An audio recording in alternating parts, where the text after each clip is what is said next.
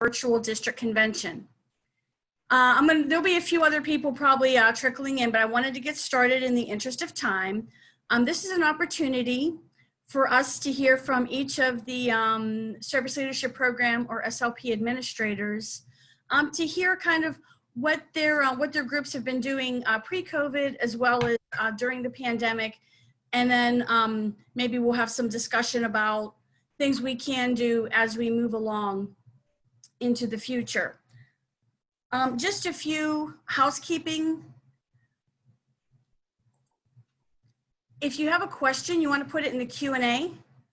You want to use the chat if you're having any technical issues, if you're having trouble seeing the PowerPoint, or if you can't hear, etc. So if you have questions for the panelists, you want to put those in the Q&A, and we will be fielding those questions throughout this forum. So what we're going to do is we're going to go ahead and get started.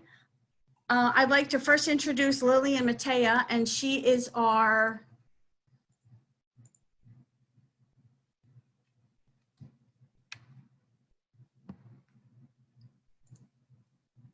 K-Kids administrator.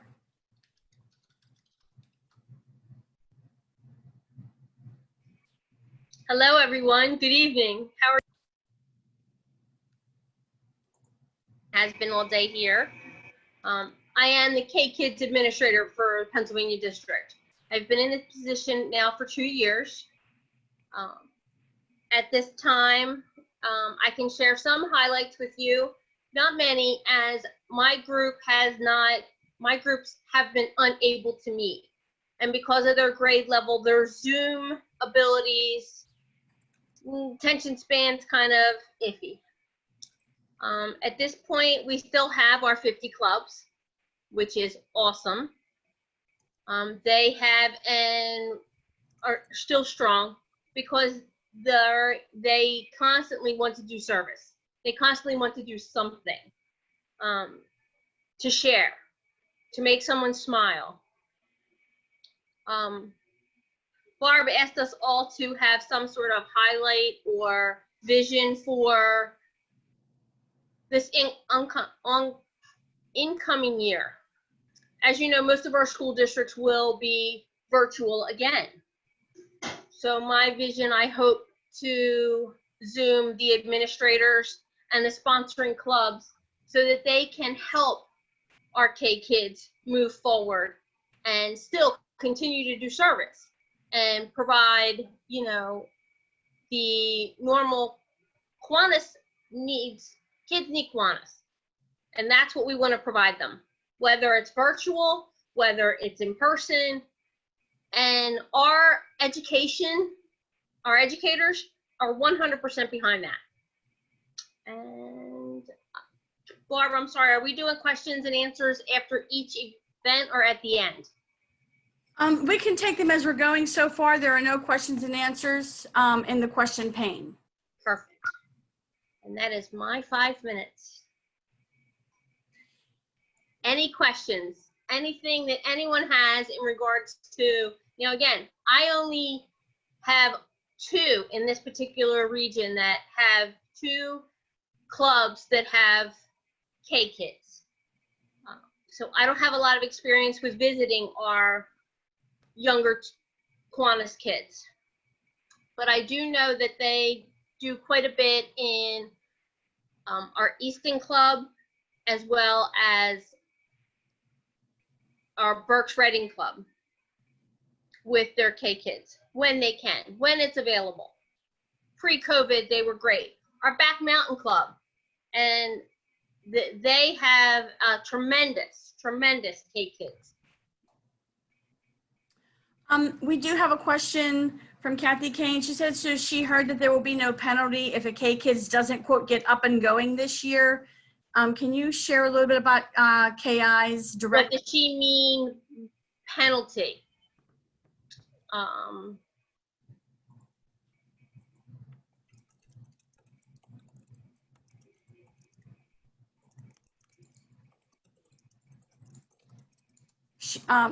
Fear of losing their charter. No, I'm sorry. Yes, no. Not at this time, no. They are trying to work out those logistics right now in writing for all of us.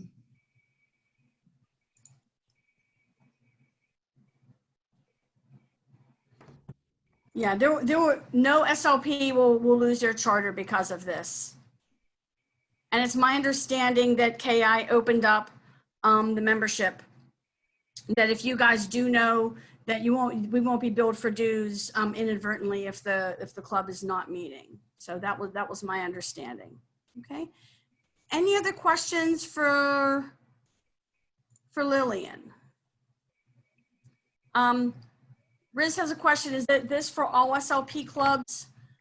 That was my understanding, but we're waiting for more specifics. But yeah, that's our understanding, that it is for all SLPs.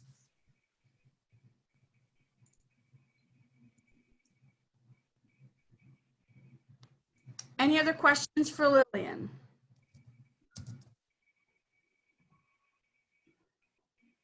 We're going to go on to Builders Club. Tiffany Kaleo is our Builders Club administrator. Tiffany? Hi, everybody. My cat's next to me, so if he starts, crying, sorry about that. But I've been in the Builders Club district administrator for, I believe, about 4 years now. And this is actually my last year with Sarah, hopefully going to be definitely going to be governor-elect. I'm going to be stepping up as the membership chair. So that means we are going to be looking for a Builders Club district administrator. So if you or anyone that you know that would be a great fit for this position, please reach out to me or Don Smith, and we can have a conversation about that. So Builders Club obviously is the middle school aspect of our umbrella of Kiwanis. So we could go from 5th grade to 8th grade, a lot of schools, depending on the school and what you're at. Same thing like in K-Kids, it's, pretty much at a halt. In the springtime, I did email all the advisors just to see if anyone was doing anything. And it was pretty much the school said no, so they couldn't really do much. Our school, Builders Club advisor actually just reached out to us, and because we are going to be doing hybrid up here to start the school year. So she was just asking for ideas. So there's definitely a lot of ideas. If the Builders Club are going to be doing stuff, obviously they can do Zoom or Google Meet to do meetings if they don't want to meet in person. There's a lot of different service projects they can do. I know personal care homes, nursing homes, they're always looking for, different cards or different, activities, anything that you could find. I'm sure, obviously Googling things, but you could just reach out. Make sure that if your clubs are, going to meet, please go and talk to them. See how you could do to help them.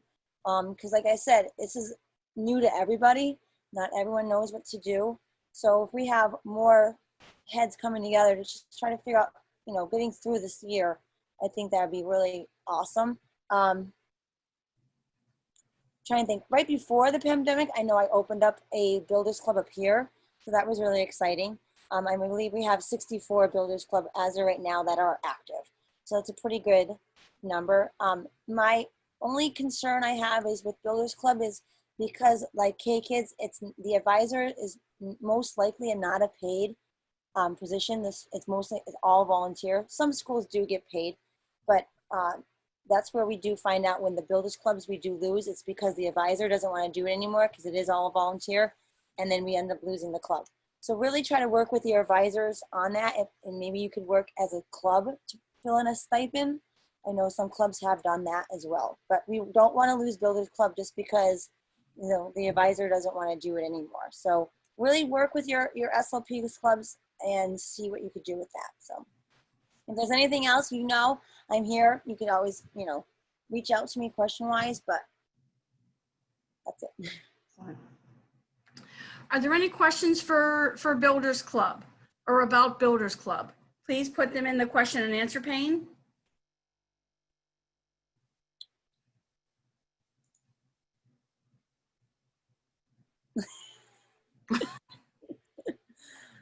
I'm not going anywhere, believe me. like I said, I reached out to all of the faculty members, and I pretty much got only a few that answered back, and every single one that answered back said no, they couldn't meet, or no, they weren't doing anything. I did not hear much from anybody at all. I know our club sponsors two builders clubs, and I know they didn't do anything that I know of. So I think, and especially in the spring, it was such an up in the air. No one really knew what to do. It's hard, you know, parents didn't really want their kids around doing anything either. So Tiffany, there's a question in the chat. You mentioned the number of clubs at about 64. How many members does Builders Club have? you know, it's hard because that's actually a question on our report, and I always have a hard time answering it because when you have a builders club, you're support like it's not like Key Club. Key Club, you have to have a running number because it's a dues-paying organization with the Key Club. Where Builders Club, it's not. So a lot of times the clubs won't put in how many members they have. Some clubs do, some clubs don't. So I've had in the past, I've asked them to let me know, and then I can update the spreadsheet. But it's really hard to see because it's not an option. Like they don't have to know how many members are in each club. Mm-hmm. So it varies. Like I know one time I had like over 1,200, but there was a lot of clubs that it just said one. So it's really hard to see. And I don't know if it's the same thing as K-Kids, but that's how it is in the Builders Club. So again, it's not, you don't have to put down how many members are in each club. So the statistic, it's not really true to what it could be. Okay. Any other questions for Tiffany? Can you see that question there? If our faculty advisor does not respond to us, is it safe for us to assume they are not holding it this year and dues for Builders Club is due soon? We be hit next year with a 100 reinstatement fee if they don't meet this year? No, from what I understand, the same thing as K-Kids. I think that if the schools and the Builders Club decide to not have it at all this year, because again, you know, if they're going all virtual, they don't probably want to meet in person or even have it. So I believe that if they're just gonna, you know, just pretty much put it on hold, then next year just pay the regular dues. That's Right. the way I got the email that it stated that I think they're just going to be very lenient because again, like a lot of schools are starting off virtual. A lot of schools, even if they're not starting off virtual, they don't want to even do anything extra. It's just pretty much going in and getting the work done and then leaving. Right. So I know KA is being very diligent with this and really trying to help the schools and the Kiwanis clubs out with this because everyone knows of, you know, what's going on since the Kiwanis clubs are the ones that pay for it. So. Right. And the question there, even if the club might not meet in the beginning of the year, should we request the member stuff? I would wait to see what you're doing. Yeah. That's why they're kind of leaving it open and they open things early. So if you guys want to do that, that's fine. But they're not going to send out stuff and bill the Kiwanis clubs. They're not going to do the normal. You have to go in and request that. Were those things clear?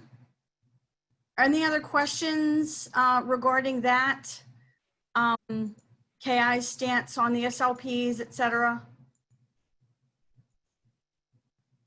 Okay.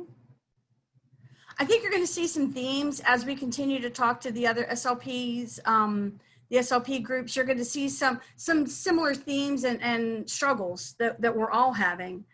But I also think there's some creative things that are going on and that we can't put our heads together. If there's nothing else for Tiffany, thanks, Tiff. And thank you for your service as Builders Club Administrator. And as she said, if you might be interested or you know somebody who might, please let Tiffany and Governor-elect Dawn know. And they can talk to you a little more about that. Okay. Thank you, everybody. Moving on, we have Key Club. Our Key Club governor sadly was unable to join us because she has to work, but we do have Bob Orlando, the administrator.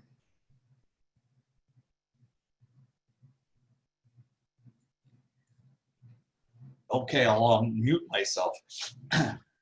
On behalf of Tiffany, and I'm sorry, on behalf of Ashley, I have to say that she has been very busy these last few weeks, and we have been having a training seminar going on this week, She's been very actively participating in that, and she just could not make the meeting tonight. So I apologize. I'm going to pass on apologize for her.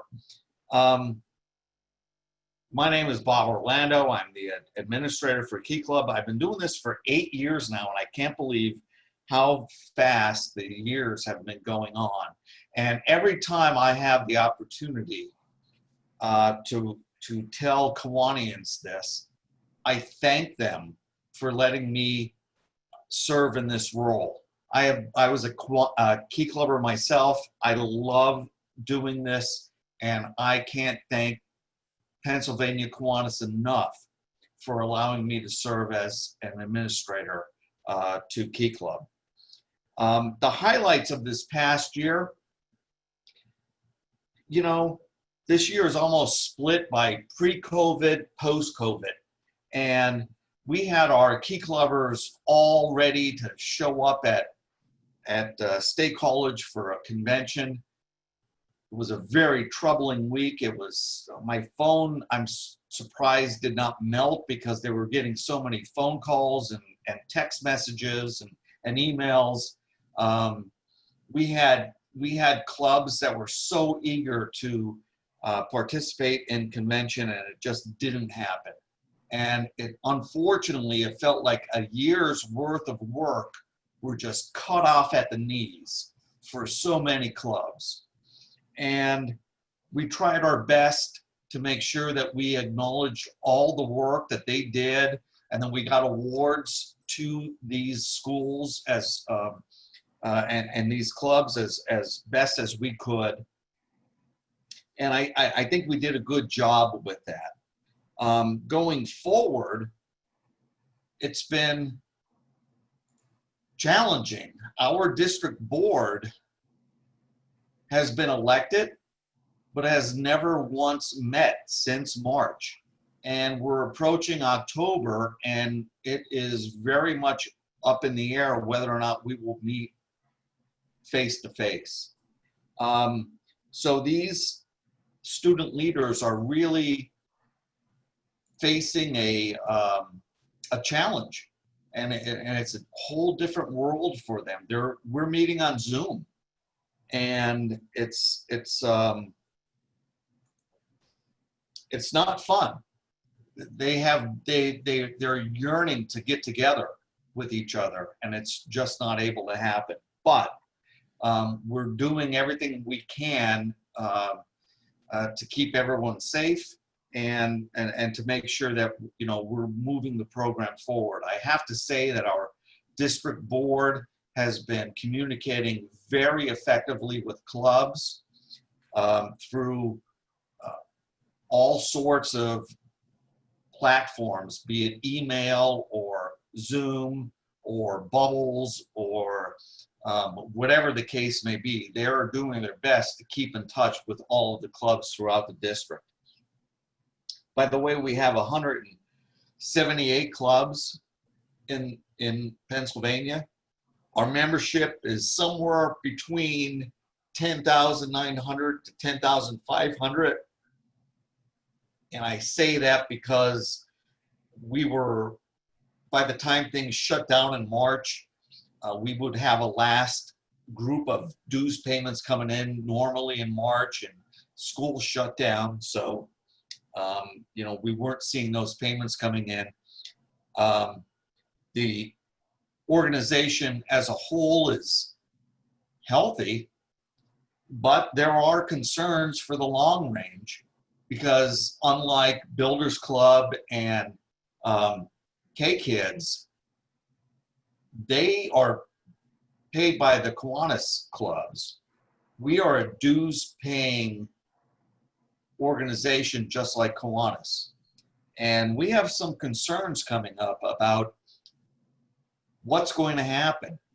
You see a lot of sports being shut down, and you have to imagine that once a sports organization is shut down, extracurriculars may be coming, you know, right after that. And we're challenged with the question as why we should pay dues if we're not going to be able to meet. And for this administrative year, we have things covered. I've worked with Kevin. Kevin has worked with me, and we've reduced adjusted the budget to accommodate for what's coming up this year. Our concerns are a year from now or 2 years from now as to where our membership is going to be. If clubs aren't meeting for a year or two, what's going to happen? We don't know. But in this, we believe there's also a silver lining. And we see a lot of online schools developing, and they have to compete for students. And Key Club is something that could really be a bonus for them. They could put out a student leadership organization that other online schools may not have. And that may be the reason that a parent would decide to send their student to one online school versus the other. We are going to be investigating that very heavily, and we think there's potential there. So, you know, wherever there's always, in times like these, there's always areas where we think that things are going bad, but there are also always areas where we can advance ourselves, and we have to be open to that and keep our eyes open to that. Mhm.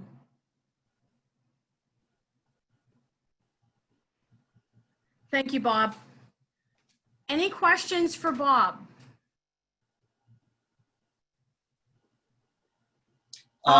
Yes, Yeah. I do have a pretty awesome committee, and I'll tell you what, I believe it or not, there are other districts throughout Kiwanis that have a Key Club district that is one person handles everything. And I am blessed that I have a committee behind me that takes care of everything, and that we have somebody in a district office, being Kevin, that takes care of a lot of what we do from an administrative standpoint. And I cannot imagine handling a district as big as Pennsylvania on my own. And if it wasn't for this committee and for Kevin, I wouldn't be able to do it. Bob, there's a question. Are your online Zoom board meetings open for visitors to observe, not talk? I don't have a problem with that at all. As a matter of fact, we open up, we're doing a leadership training seminar right now with our students that we paid a pretty hefty premium for. We paid $5,000 for this online seminar. And we opened it up to Circle K because we believe that they could participate just as much as Key Clubbers. And I know Derek has been involved and participating in it. And I hope that you see some positive things from this seminar.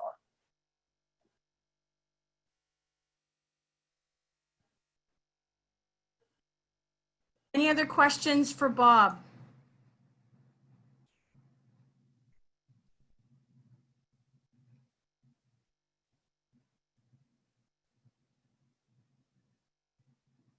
Okay. Thank you very much, Bob. And I don't know why my PowerPoint decided to go backwards. Now we're going to talk, bring up Circle K. We have Derek Nhieu, who is the 2021 Circle K governor, and Kelly Shop, who's the administrator. And we want to hear a little bit about how Circle K is handling this pandemic and what you guys are doing to address those things. Hello, everyone. Thank you so much for having me. I'm really honored to be here today speaking to, of course, our lovely Kiwanians. And I do have a bit of information for Circle K. So I know before the whole pandemic happened, especially our last service year, in terms of service, we were working on our past district service project, which was homelessness and hunger. So we were doing a lot of service projects centered around that. However, with the new year, our current district service project is environmental protection.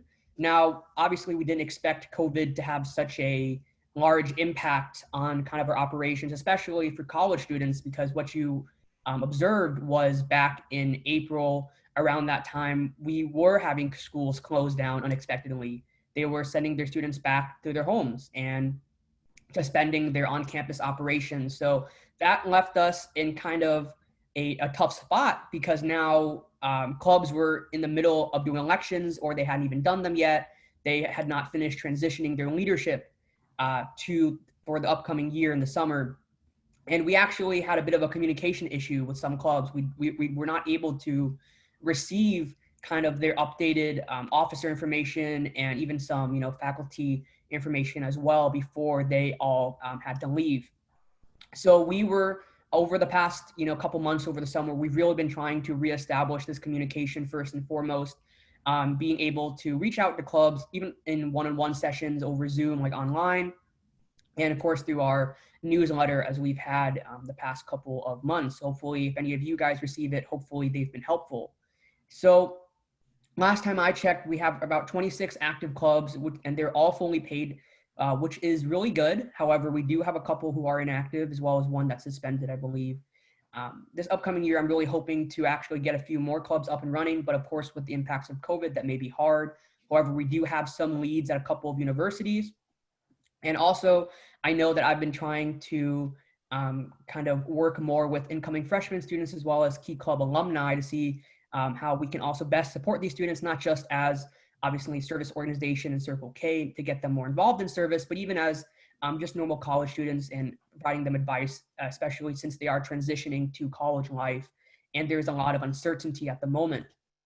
Also, for this upcoming year, the governor service project I did choose out was the WASH challenge, and I did want to put WASH kind of back on our radar. I know last year we had a different one, and even just after going to international convention, seeing other districts raising a considerable sum of money for the WASH project, over $4,000, I thought, I think that's very reasonable, and definitely it does kind of align with our district service project, which again is environmental protection. Now, in terms of how clubs and our district are embracing kind of our new normal, as people like to call it, we are really kind of converting to more virtual service options. Now, I wasn't very, informed about virtual service beforehand, but definitely I've been doing my best to kind of educate myself, as well as the district, on different options. I know we also have that Kiwanis resource that was published as well. I know some schools are being creative, thinking outside the box. They're doing things such as raising funds online. They're working on their normal actual physical service projects, just over the internet through Zoom, but doing it kind of in the comfort of their own homes. I know some of them are also kind of considering, even in a way, taking advantage of the current situation, such as planning and creating sanitary care packages, right? Nothing too complex, but just even having things like hand sanitizer or masks and distributing them to schools and incoming students. I know also some of them are trying to reach out to the universities, seeing how they, again, can support students, and also help with their own recruitment, such as, working with new student orientation programs or just introductory programs for students. So that's essentially what I have at the moment. I know also Kelly is here, so he can provide anything that I did miss or additional insight as well. Hello, everyone. Just to touch base a little bit more on what Derek was saying, one of the unique challenges with colleges is we're still getting changes in what they're planning to do in the fall. Derek found out, what, Monday? Yesterday. Tuesday? Yeah, yesterday, Tuesday, that he was not coming back to campus. So that's how recent they're still making changes. Now, with Circle K students, they're sometimes not in the state. Sometimes they're from all over the country. So we're going to see some interesting opportunities come up and some interesting items that are going to need solutions.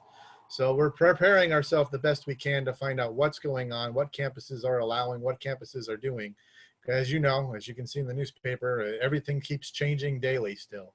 So when we find out more, we'll try and get the information out. So please be sure to follow us on the various social medias that we have, as that's where most of the information goes out first. Our webpage follows far behind it. So make sure you're following up on the social media accounts that we have. Other than that, that's kind of what we're looking at. Where the majority of the transition right now is finding out what the schools are doing as they're telling the students, then finding out what resources the schools are providing. Our roadblocks are going to be, what are the rules that we have to work around? And we figure that's going to keep changing as it goes. So we'll be doing a lot of different things throughout the year to try and keep everyone together, trying to keep everyone working and doing service and being motivated. That's what else I have.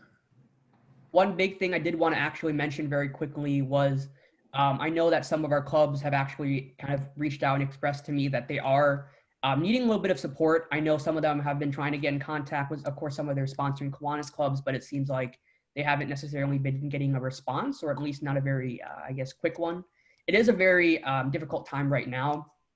So definitely, I completely understand, but I do know that there is a lot of uncertainty, and some of these clubs may be impacted by, factors outside of their control, whether it's their faculty advisor not even being, working for the same school anymore, whether that's different restrictions for in-person operations, whether that's meeting in person or even just normal club activities. And like Kelly said, some of these schools aren't even going to be in person. They're fully remote. Again, like I learned just, yesterday afternoon that mine was. So I'm currently in Florida at the moment. So it's definitely a very unique issue we're going about right now. But I do know, obviously, college students, we're hardy and we're going to try to figure out our best. Again, a lot of clubs have been exploring different options that they can do outside of the box. But I do ask also that, at least sponsoring Kiwanis clubs, try to reach out to these students if they haven't already reached out to you. And they're just really kind of looking for any support they can get at this moment. To answer some of the questions, I see that Riz put one on there. One of the biggest things is make sure as a sponsoring Kiwanis club that your faculty advisor stays employed. You don't know who might be leaving the campuses or being furloughed, because some of the campuses have been reducing their staff. You want to make sure that some of them are there. Best thing to do right now is to be supportive. The students, I guess one of the best things to say is make sure the club knows that they can still do activities. We have a lot of clubs that sometimes are hearing, well, we're not going to be on campus, so therefore we're not a club this year. We're not going to do anything. We've gotten that from at least one club.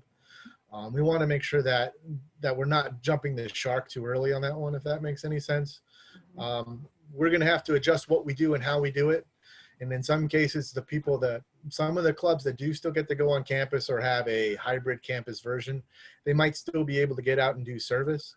They might need to reach out to the partners that they've always done the service with to see if they have their restrictions in place of what they want to do. I do know I've heard from the Pittsburgh Food Bank. I believe I've gotten one. They're looking forward to hearing when the students are back on campus. They have some projects that might be able to be done at the time. Of course, that was a month ago, so that might have changed also.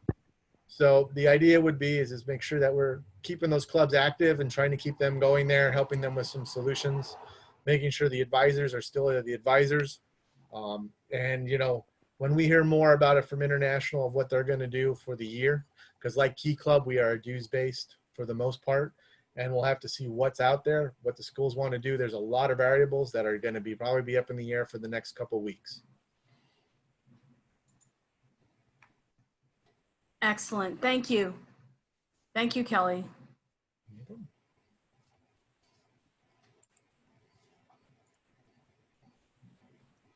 Now we're going to talk about Action Club. Karen and I are both co-chairs of the Action Club. And as you see, there were some themes that we heard tonight. There's a lot of uncertainty. There's a lot of not sure what steps to take, but there doesn't seem to be a lack of passion to try and figure it out, to grapple with the struggles that we're all dealing with. And Action Club is no different.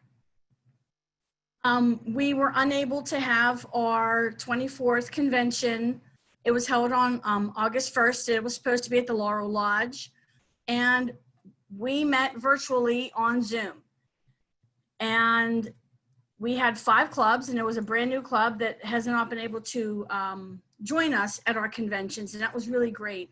And to hear the passion that those individuals have, and when we took a break to watch them kind of talk to one another on the Zoom chat, it was incredible and just absolutely heartwarming to see that, to know that they still have that give, that love of service, and they also are grappling with how can we still stay relevant, how can we support our communities and give the service that we want to give.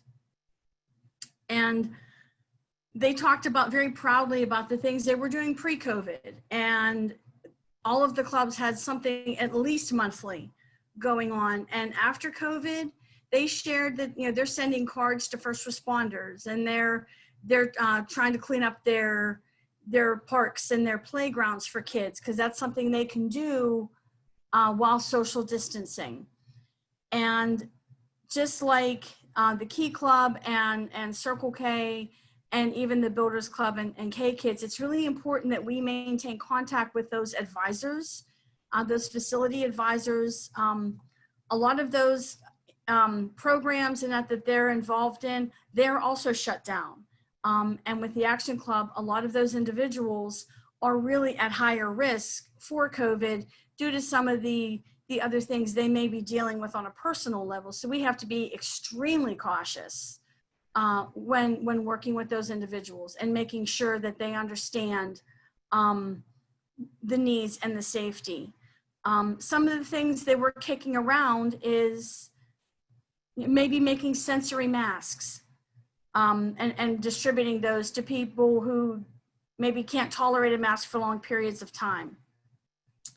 We're also talking about doing some quarterly online things, and that's pretty cool. That kind of came from them. They want to stay connected, and we're going to support that. So we're going to have those things lined up every couple months, probably October, January, and April. We'll be setting up some sort of online chat, and then we're going to have a topic of conversation and then give them an opportunity to see one another.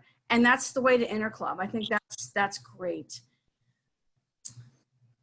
We are still planning our 25th Action Club convention, and hopefully we will be able to do it in person, but they've already been talking about it. We do have a question. Are individual clubs doing monthly Zoom meetings? That's a really good question. And yes, there have been some Action Clubs that do Zoom meetings. Abington does, White Marsh has, Erie has, State College has taken a stab at it. But there are some other challenges that a lot of the Action Club folks have that are unique to their situation. They may need a little more support, a little more assistance with using the technology. How many Action Clubs do we have in Pennsylvania? We actually have 23. And the newest Action Club has been West Hills, and that's been in place for about a year. We've been having trouble getting that off the ground. It is based here in Pittsburgh, and it's a hybrid of two different agencies that are located in the West Hills area.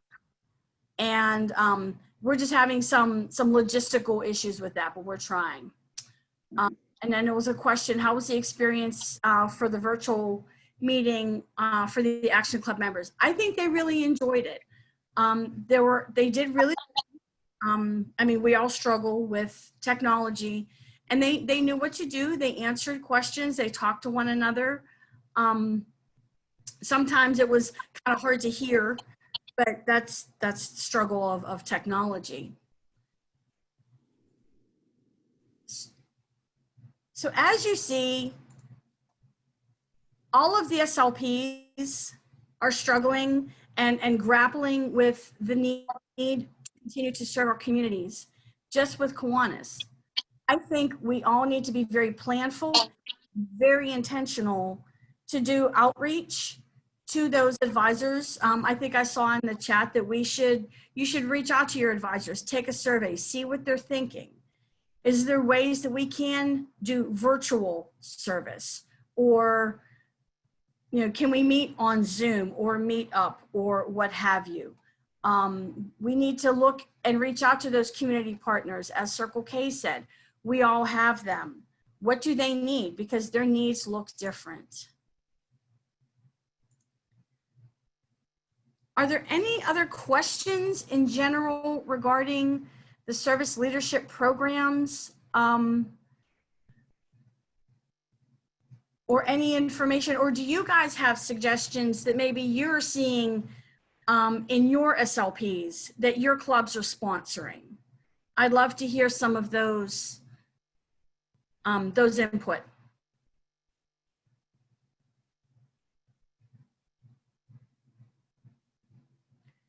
We have a question for Bob. Bob, does Key Club have a district service project or a governor's project this year? That would be our YSY Youth Serves Youth project. And that is in support of the Kiwanis District Early Learning initiative where we will fund the printing of a certain booklet. We've decided that we were going to switch it to 100% fundraising. So a booklet usually costs close to $1. So if a club could come up with $100, that's 100 booklets that we're going to be able to print. And our goal is to be able to do that into the thousands this year.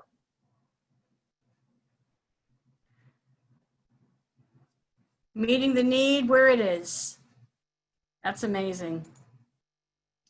Any other specific questions that you guys may have?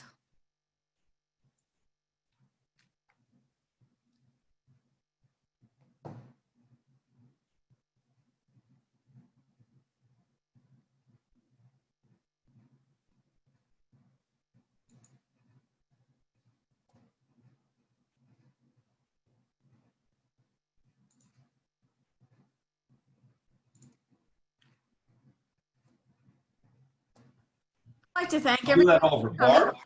I'm sorry, what? I would like to thank everybody that took the time to come out and participate in this tonight. Thank you very much. That's great. I want to remind you that we have our business session coming up this Saturday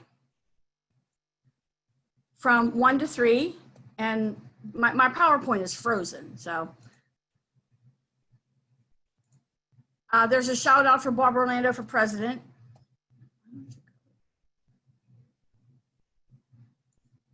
There we are. So we have our business session coming up on Saturday, and our next forum is the Club Fixer Upper, which is Monday, August 17th at 7 o'clock.